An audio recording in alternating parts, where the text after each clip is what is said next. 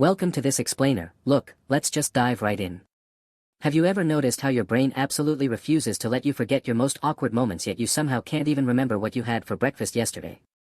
Well, today we're exploring the fascinating psychology of persistent embarrassment, and we're going to decode exactly why our minds hold on to these cringe-inducing memories for years long after, literally, everyone else has moved on.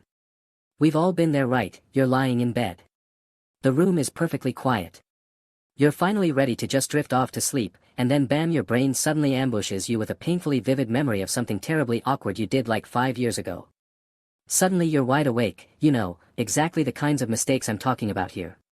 Maybe you enthusiastically waved at someone who actually wasn't waving at you at all. Or you said the entirely wrong thing in a dead quiet room. Or you lived through the classic childhood nightmare of calling your teacher mom in front of everyone. These cringe-inducing mistakes just seem to stick with us forever. But the weird part, nobody else seems to remember them. So why does your mind keep replaying these moments on a loop? Alright, let's get into section 1.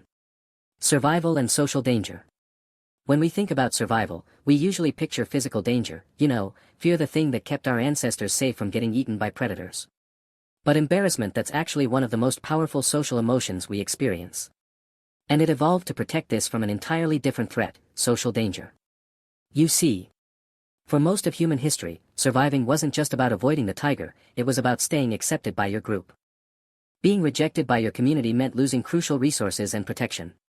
So our brains evolved to pay very, very close attention to any moments that threatened our social standing, which brings us to the neuroscience behind the cringe. When you do something awkward, the emotional centers of your brain, particularly the amygdala, light up like a massive flare. The amygdala flags this emotional experience, signals that it matters, and stores it safely away as a long-term memory. So in other words, your brain isn't actually trying to torture you at 2 a.m. It's trying to teach you. It holds on to the mistakes, so you're way less likely to repeat it and risk your social standing down the road. Moving on to section 2. Tricks your mind plays. First up is something psychologists call the spotlight effect. This is our natural, deeply ingrained belief that other people notice our mistakes and our awkwardness far more than they actually do when you mess up. It literally feels like there is a bright, glaring theatrical spotlight shining directly on you and everyone is judging you. But in reality, most people are entirely too busy thinking about themselves to pay much attention to you. Honestly, they're probably just worrying about their own embarrassing moments. Then we've got the negativity bias. This is the tendency we all have to vividly remember negative experiences way more than positive ones. And why? Because they carry a higher historical survival value. Forgetting where you had a nice, pleasant conversation wasn't dangerous, but forgetting a painful, humiliating social mistake that could be completely fatal in our ancestral past. So this hardwired bias causes your embarrassing memories to stand out in high definition, while countless, ordinary positive moments just kind of quietly fade away. And this brilliantly illustrates the concept of rumination. Rumination is when your brain repeatedly circles around the exact same thoughts, searching for answers that honestly might not even exist. Instead of actually solving a problem, you just trap yourself asking, ugh, why did I say that? Or what if people still remember over and over again? You basically become trapped in this endless mental loop. Here's the kicker. Every single time you hit play on that mental replay, you strengthen that specific memory, making it even easier for your brain to access it later. Think of it like a well-worn trail through a forest. The more you walk that exact same path, treading over that same awkward memory, the deeper and more permanent the trail becomes. You are quite literally training your brain to recall the embarrassment more efficiently. Let's jump into section 3, rebuilding and reliving memories. Okay, here is the truly fascinating part. Every single time you remember an event, your brain reconstructs it. Memory isn't just a video recording sitting on a hard drive that you simply play back, not at all. You are actually rebuilding the past from scratch. Every single time you recall it, you're pulling the pieces together in real time, and because you're reconstructing the memory in the present moment, your current emotions kind of just leak into the rebuilding process, meaning if you're feeling anxious, stressed or insecure today, that old embarrassing moment from 5 years ago will actually feel significantly worse and way more dramatic than it really was when it happened. You're essentially coloring the past with the anxieties of the present. But hey, there's good news in all of this. Your memories are nowhere near as accurate as they feel.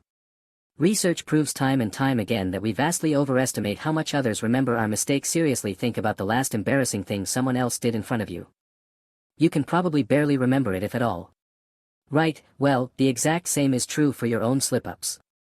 While you're agonizing over a mistake years later, everyone else has long since moved on with their lives, which brings us to our final part. Section 4. How to let it go. First and foremost, if we want to get some sleep, we really need to fundamentally reframe how we view these memories.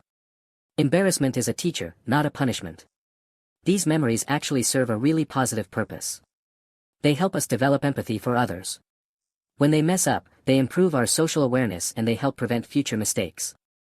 The discomfort you feel today is just your brain's way of making sure you don't make the same misstep tomorrow. So when that cringe hits, you can actually short-circuit the replay. Step 1 challenge, the story. Ask yourself honestly, would I judge someone else this harshly if they made the exact same mistake? The answer is almost always no. We are for sure our own worst critics. Step 2 recognize the spotlight effect in real time. Just remind yourself that the spotlight isn't actually on you and people are far less focused on you than your brain wants you to believe. So the next time one of these memories completely ambushes you, I want you to remember this. Your brain isn't broken. There is absolutely nothing wrong with you. Your brain is simply holding on a little too tightly to its ancient job of protecting your place within the social world. It's designed to learn, adapt, and protect you. Sometimes it just gives an awkward moment a tiny bit more importance than it actually deserves. I'm gonna leave you with this final, somewhat provocative thought to ponder. Everyone carries these awkward memories, the whole shebang. They are a totally universal part of being human. So the next time you cringe at your own past, ask yourself, are the people you're so worried about actually judging you? Or are they just lying awake at 2 a.m. agonizing over their own mistakes?